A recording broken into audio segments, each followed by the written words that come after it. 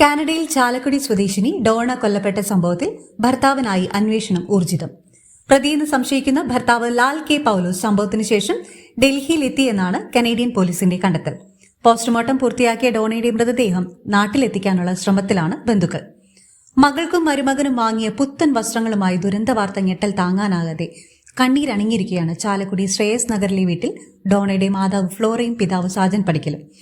എന്നും ഫോണിൽ സംസാരിക്കുന്ന മകളെ കുറച്ചു ദിവസമായി വിളിക്കുമ്പോൾ ടെക്സ്റ്റ് മെസ്സേജ് മാത്രമായിരുന്നു ലഭ്യമായിരുന്നത്. ജോലി തിരക്കാകുമെന്ന് കരുതി.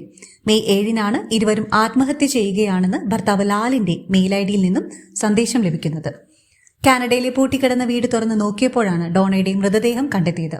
ഡോണയ്ക്കൊപ്പമുണ്ടായിരുന്ന ഭർത്താവ് ലാൽ സംഭവത്തിന് ശേഷം അവിടെ നിന്ന് കടന്നുകളയുകയും ചെയ്തു.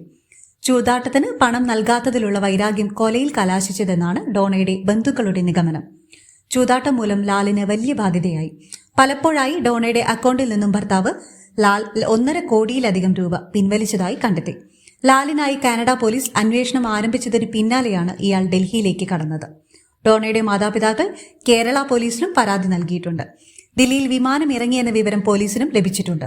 ഒപ്പം പ്രിയപ്പെട്ട മകളുടെ മുഖം ഒരു നോക്ക് കാണാൻ മൃതദേഹം നാട്ടിലെത്തിക്കാനുള്ള പോരാട്ടത്തിലാണ് കുടുംബം.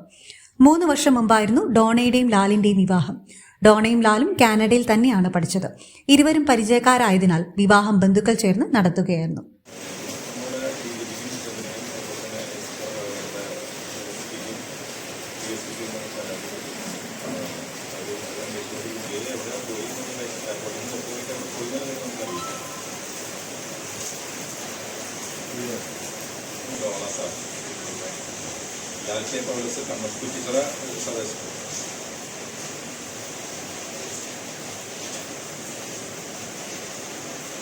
ഡേറ്റ് കണ്ടെത്തിയില്ല. ഡേറ്റ് നമ്മളോട് ഇതുവരെ ഡിക്ലെയർ ചെയ്തില്ല. ഡേറ്റ് ഡിക്ലെയർ ചെയ്തത് നമുക്ക് 7-നാണ്. സഹോദരൻ അവിടെ കാനഡയിലുണ്ട്. സഹോദരൻ കാനഡയിലാണ്. ഇങ്ങനെയായിരുന്നു ചെല്ലുമ്പോൾ ആള് കണ്ടിട്ടില്ല. ഈ മകൻ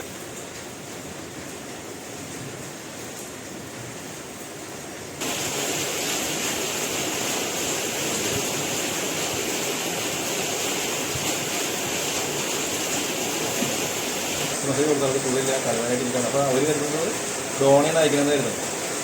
അതെല്ലാവരും ഒന്ന് അമ്മമാരെ ഫോണിൽ നിന്ന് വിളിക്കുമ്പോൾ അവർ ടെക്സ്റ്റ് മെസ്സേജ് ഉണ്ടായിരുന്നു. ഓൺ ഡ്യൂട്ടിയിലാണെന്ന് പറഞ്ഞ് ടെക്സ്റ്റ് മെസ്സേജ് ഉണ്ടായിരുന്നു. അപ്പോൾ നമ്മൾ പിന്നെ കഴിഞ്ഞിട്ട് തമ്മിൽ വർക്ക് ഇരിക്കുന്ന അവസ്ഥയാണ്. അത് ഇത് കേട്ടതോടുകൂടി വൈഫാണ് പോകുന്നത്. വൈഫ് കൊണ്ടായിരുന്നു. പിന്നെ അനിയൻ എന്താ പഠിക്കുക